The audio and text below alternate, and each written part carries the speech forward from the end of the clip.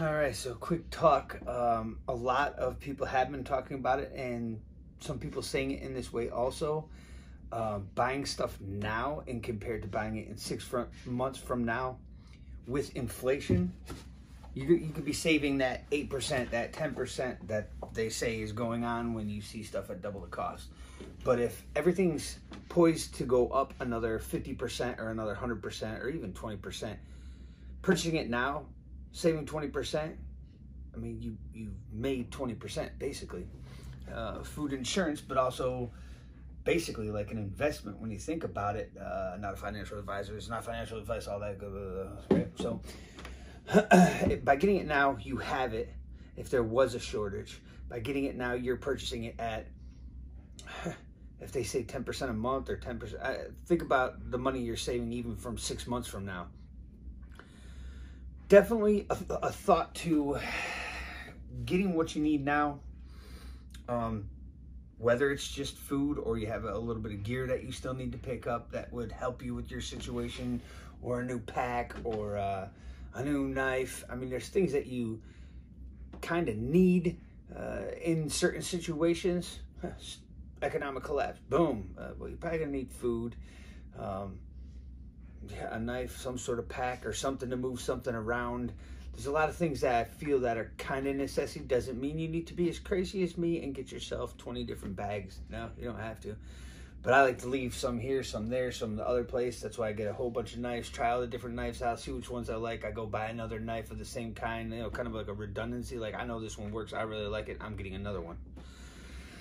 But by doing that now, say you're getting a very expensive $100 knife, and it's going to go up 20% in the next couple months. That's another $20. If I were to purchase it now, I'm saving $20.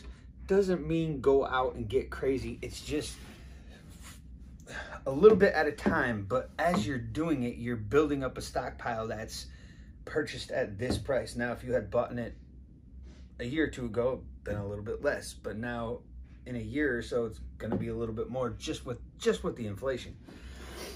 Good investment. You know, as far as I'm concerned, in my opinion, I'd rather have stuff right now than I would additional cash. Doesn't mean that you shouldn't have emergency fund. Doesn't mean that you shouldn't keep cash on you. I like precious metals to an extent, I guess you'd say. I want to make sure I could eat first and defend what I have first, however you see fit to do so. Before I just go, oh, I'm buying an ounce of gold or something like that. You know, at $1,900 an ounce of gold, I mean, how much food is that? Could probably stack a whole year's worth of food, a case of ammo for a general purpose rifle or something, and wow, for that price. Yeah, think about what you're doing. You don't want to just run out and spend crazy. I mean, I have a bunch of videos where I do different reviews on different knives, a few little gadgets, some flashlights. Flashlights might be important. A few extra cases of water at the house, a few bags of rice, a few things of kidney beans. You know, a lot of this stuff, like even like I said, the kidney beans were 50 cents a can. Geez, before, I remember getting on those can sales, like 3 of them for $1 or something like that. But now a lot of them are like 78 cents. If you had just bought them before.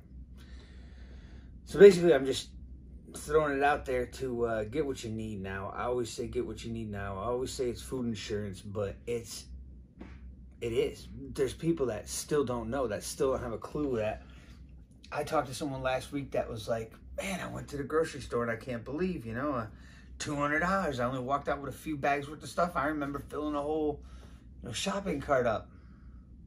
Yeah, well, you see what you got in your hand right now. What if it's half of that in 6 months when you go with that same $200?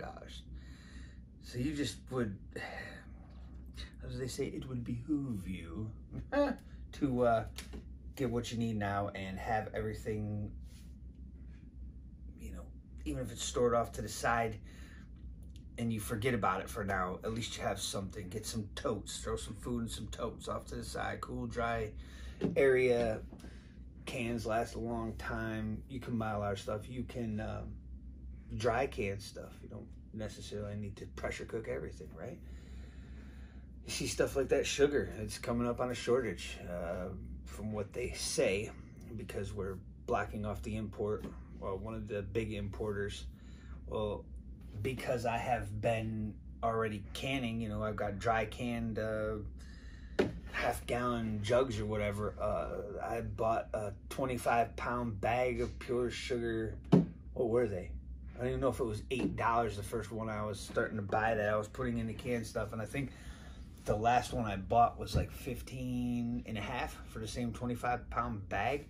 And I don't even know, I mean, I feel like I should probably buy another one because, you know, but I don't even know that was, it is still the price now, because that was, I haven't bought the sugar in a couple months now. I kind of rotate through what I'm buying, so I'll buy a whole bunch of rice for a few, then I'll buy a whole bunch of cans of green beans for a few, then I'll buy a whole bunch of sugar, then I'll buy a whole bunch of salt, you know, kind of like how I do stuff rotated in.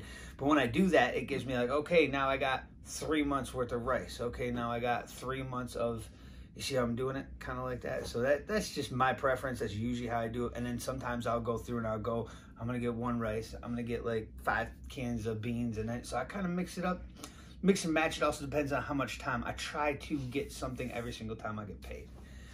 Just because it's like, would I rather, you know, if I could set $50 off to the side, which is hard enough with gas and everything. So if I could set that $50 off to the side and I still have $50 left, I'm going to try to get like $50 worth of something to tuck off to the side. So I know that if I got stuck right in place, or if I had to leave out and go to another place where I have other preps, see, it's a lot to think about. No stress, no pressure. A little bit at a time. A little bit at a time. It's kind of like that turtle. But I do feel a little bit more sense of urgency as of this year compared to like maybe even last year. So I wanted to step it up a little bit. And I pretty much feel like I got a lot of the stuff that I personally think I need. I need a little bit of redundancy on some stuff to set up another pack in case I have a friend that comes over, which I have right now, something I could throw to a friend or two. 5, no. See where I'm going with that? Yeah. Get what you can, what you think you may need. Don't hoard it. Get